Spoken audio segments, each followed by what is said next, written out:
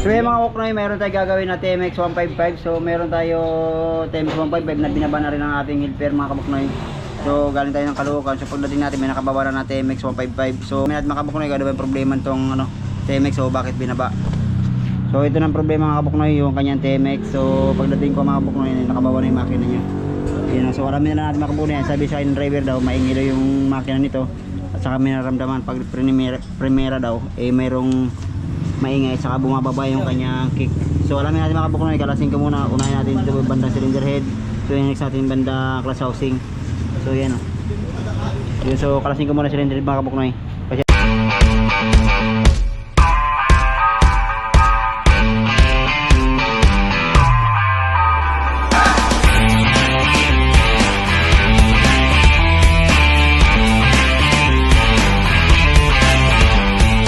sa kanila ng driver pag primera daw bumababa yung kick. So alamin natin kung ano ba yung problema na itong TMX 155 ni boss. Ayun, siya natin baklasin mga kabuknoy.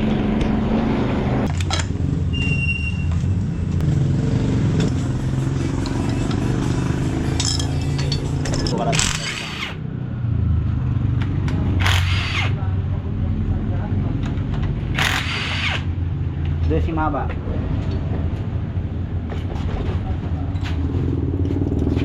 So yan guys, nakakalasan natin yung locker arm, tanggalin natin post rod. So yan, next natin, tanggalin na natin itong dosing socket.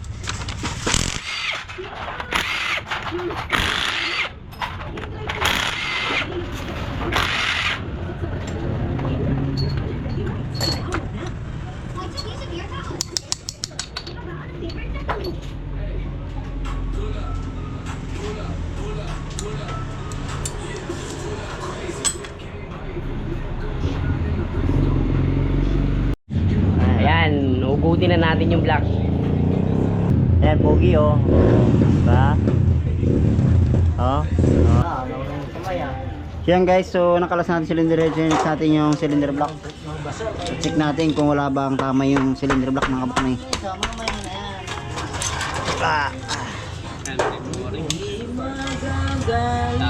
So yan guys, so medyo may gas-gas na mga kabuknoy, pero para natin kung kailangan na i-rebore, paparibore natin mga kabuknoy kung ayaw na may-ari. So ayan natin, ibabalik natin na ganito yung medyo may kamot. So next natin, ibabad ng clutch housing.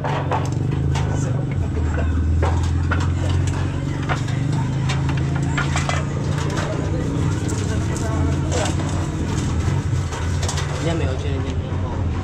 Kailangan ko yan.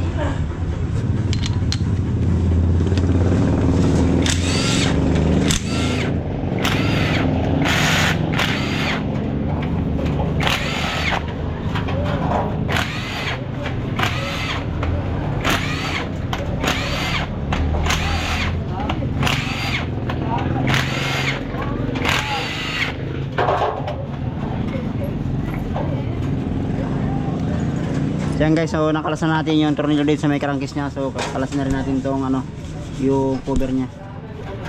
Ayan, so dito malalaman natin yung problema ni boss sa kanyang TMX. So sabi sa amin ay maingay din yung makina, tsaka yung pag primera mo bumababa yung kick. Yun, so goods pa naman mga kabuknoy, so hindi naman siya natuyuan. So alamin natin pa ibang parts. So dito guys, may napapansin ako dito, nagkukulay silver na yung kanyang langis. So dito may napansin pa ako dito na parang may nadurog ayun. So yun.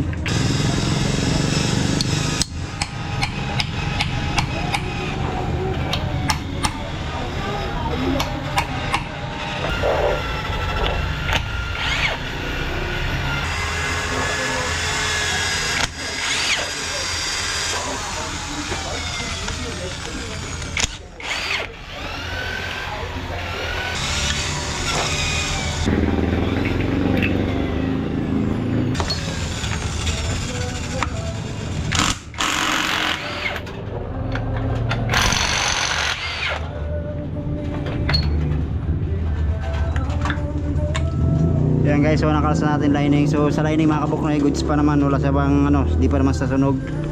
So dito sa may bandang transmission niya, malalaman natin kung ano ba yung problema sinasabi ni boss na maingay. So clutch housing niya, goods pa naman, wala pa naman sa naging kalog mga kabuknoy. So So goods pa. So dito may napansin na ako, di ko pa kinakalas yung transmission, eh basag na yung ano, nabutas na yung kanyang dito tayo, no. Ayan, so nabutas na mga kabuknoy, ibig sabihin yung dito sa may stick bearing niya, yun ang nadurog, kaya maingay siya, at saka pag kinambim ng primera, eh bumababa na yung kick. So ayan, o. Ayan, o. Wala ganyan niya malinis sa dito. Yun, so kalasin ko muna yung transmission mga kabuknoy.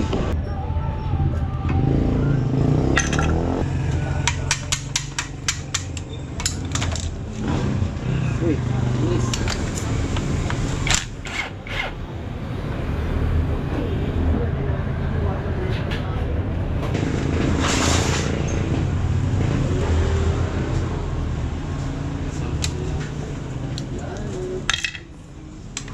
So yan guys, so next natin by bandang magneto.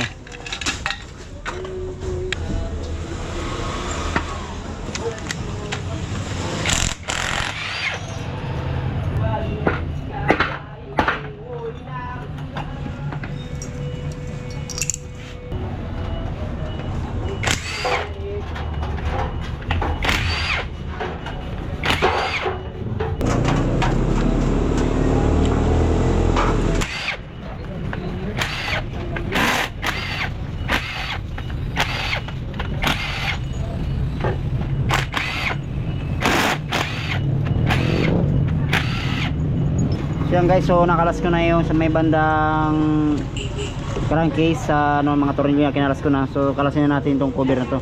So dito malalaman natin yung problema ni boss, kanyang TMX.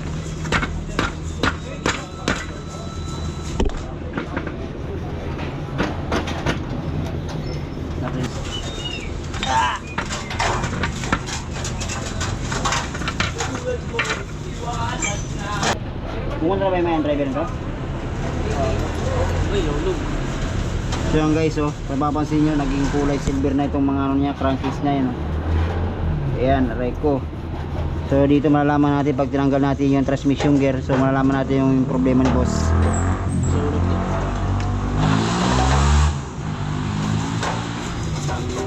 So unahin muna natin dito sa may kanyang sigunyal. So ayan, hindi ko pa tinanggal yung piston. Kaya natin yung pin sa may, ayun, so tanggal natin, makabuk na yung pin.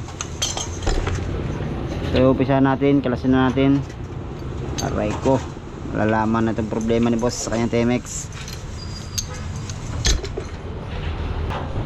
So dito mga kabuk na may napansin na ako, ayun, oh. Ayan, may mga durog na ako nakikita na hindi ko pa kinakalas yung kanyang transmission dito sa bandang ano, may bandang ilalim ng ano, yung stick bearing pa lang. Ayan, so marami ng ano. So kalasin ko muna mga kabuk na yun. Hawa mga gul, ganun mo lang gul.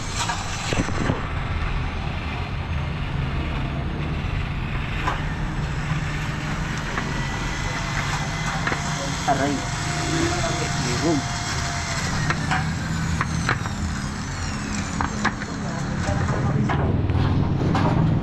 So yan guys, ito na yung problema ni boss sa kanyang TMX, no? Ayan, so sira na yung stick bearing. Ito yung sasabi ko, pag once na kinabi ng primera, ayan kadalasan nun, nasisira yung stick bearing na yan, ayun. So ito na, wala, durog talaga. Pati na yung bahay, pati yung housing niya nadurog talaga mga kabuknoy. Ayan. So dito alamin natin mga kabuknoy kung bibildapan ba to o bibili sila ng bago. So alamin natin mamaya pagdating ng ano, driver at saka yung may-ari.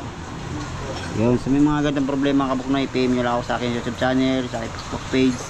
Yun, so nag-order tayo mga kabuknoy.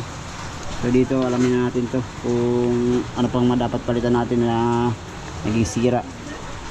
Yun, so inumpisa na hugasan yung black head, ayun. Yun, so yung umpisa natin po kailangan matapos mga kabuknoy, no?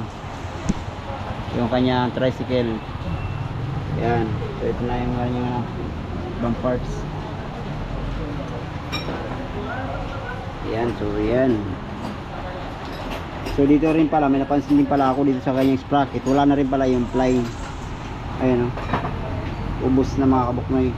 So di ko alam kung nakakatakbo pa to kasi nga yung may sprocket na wala na yung ipin, yung stopper ng ipin niya, oh. Wala na yung ano, ply. Saka nasira na rin itong ano. Ayan, durog.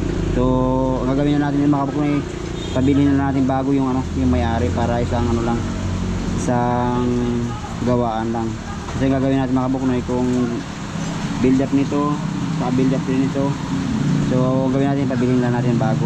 Ayun, so linisan na natin yung ibang parts.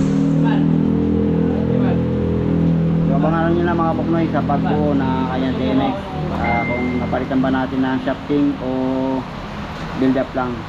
Yun.